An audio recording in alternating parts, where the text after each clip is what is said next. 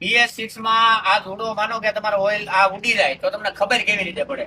તો તમારી ગાડી તમે રસ્તામાં લઈને જતા હોય ત્યારે ગમે ત્યારે સાલુમાં ગાડી બંધ થઈ જાય, પછી 2-4 વાર સાવી આમ કરો એટલે ઉપડી જાય, અથવા તો ન ઉપડે તો ક્યારેક છેલપથી નહીં ઉપડે, કિક મારો તો ઉપડી જાય, વળી પાછી તમે 5-10 કિલોમીટર હાલો એટલે ઓટોમેટિક બંધ થઈ જાય, ઉપડવામાં હવારમાં પ્રોબ્લેમ થાય.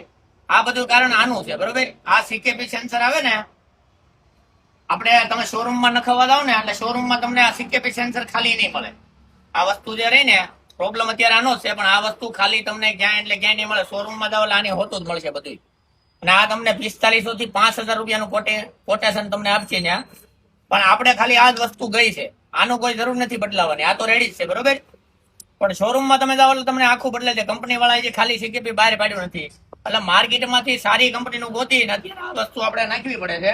તો આપણે એના માટે પ્રીમિયમ ક્વોલિટીનું સેન્સર લઈ લીધું છે, આ આપણે આમાં ફિટ કરવાનું છે, બરોબર.